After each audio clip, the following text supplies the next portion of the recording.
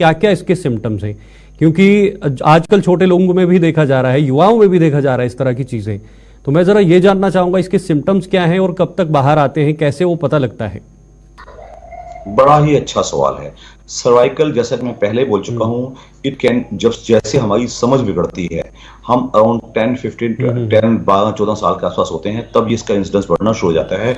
Basic कारण एक ही है, इट इज जब तक हम अपनी नेक की हाइजीन, आपने बड़ा अच्छा सवाल आप मैडम से पूछ रहे थे कि नेक कैसे होनी चाहिए। जैसे आप बैठे हैं, आप बिल्कुल सामने देख रहे हैं, this is the right position. 100 में से 90 लोग जब झुक के काम करते हैं, ए बैड पोस्चर, एक जैसे दो लोग लैपटॉप पे करते हैं, वो लगातार एक ही पोस्चर बनाए रखते हैं, इतना ज्यादा हमें देखने को मिलता है। क्योंकि आप जानते हैं आजकल आईटी वर्कर्स बहुत ज्यादा हैं और सॉफ्टवेयर का काम बहुत ज्यादा करते हैं, 6-6 8-8 घंटे बैठे हैं। उनको मैं कहता हूँ, वो कहते हैं डॉक्टर साहब अपना काम बदल दें। मैं कहता हूँ काम मत बदलिएगा, it is called neck hygiene. Neck hygiene का मतलब नेक की जो सेवा करो। नेक को आपने 1-2 घंटा काम कर लिया, 1 घंटे बाद आप लगातार कंप्यूटर देखते हैं, आप उठिए, अपनी गर्दन को रिलैक्स कीजिएगा, इधर उधर देख के आइएगा, आपको अच्छा लगेगा। अगर आप 5-6 घंटे बैठे रहेंगे तो 2-4 दिन बाद आपको सर्वाइकल स्पॉन्डिलोसिस होने के चांस जाता है। मैं दोबारा बता दूं, cervical spondylosis is a clinical condition जिसमें कि जो नेक की मसल्स हैं, जो एक वर्टेब्रे का दूसरे से एक दूसरे से कनेक्ट करती हैं, उनमें स्टिफनेस आ जाती है। आप गर्दन को रिलैक्स कीजिएगा। बकायदा डॉक्टर साहब इसको अगर डिस्क के साथ जोड़ें जी, no, there is no connection whatsoever with dengue. एक इन्फेक्टिव कंडीशन है जो कि वायरल कंडीशन है, और सर्वाइकल इज एसेंशियली नहीं, डिस्क मेरे कहने का मतलब डॉक्टर साहब डिस्क है, डिस्क प्रॉब्लम जो रहती है, कुछ कौन सी, क्या उससे हम इस चीज को जोड़ सकते हैं? नहीं, किस प्रॉब्लम से दोबारा जो डिस्क प्रॉब्लम रहती है आमतौर पर, डिस्क प्रॉब्लम, हाँ, डिस्क प्रॉब्लम को हम डिस्क एसेंशियली, मैं आपको बता दूं कि हमारी वर्टिबल कॉलम यहां से शुरू होकर आदमी की पूंछ तक जाती है। डिस्क प्रॉब्लम हम नॉर्मली लंबर स्पाइन को कहते हैं। लंबर स्पाइन, जो हमारी लंबर स्पाइन की L1 to L5 5 हड्डियां होती हैं, उसकी होती है। जो ये गर्दन की प्रॉब्लम है, ये सर्वाइकल प्रॉब्लम है, इसको C1 to C7 कहते हैं।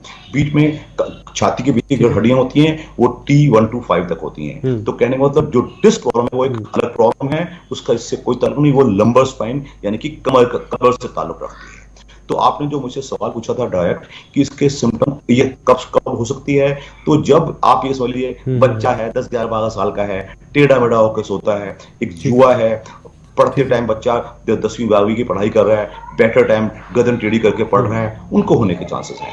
दूसरा कॉमन कॉज, जितने भी लैपटॉप के वर्कर्स हैं, जितने टीचर्स हैं, गर्दन झुका के कॉपियां चेक कर रहे हैं, 6-6 घंटे कॉपियां चेक करते रहे, उनको मेरा एक ही सुझाव है, अगर आपको डॉक्टर साहब आजकल के युवा जो हैं, आजकल के युवा जो हैं वो मोबाइल की तरफ काफी ज्यादा ध्यान देते हैं और मोबाइल को बिल्कुल सामने की पोजीशन में रख के दीवार के साथ बैठ के अपने गर्दन को झुकाकर उसको देखते रहते हैं, गेम वगैरह जो है वो खेलते रहते हैं। उनके लिए कितना घातक हो सकता है, और खास तौर पर 4 से 5 घंटे तक भी ऐसे किया जाता है?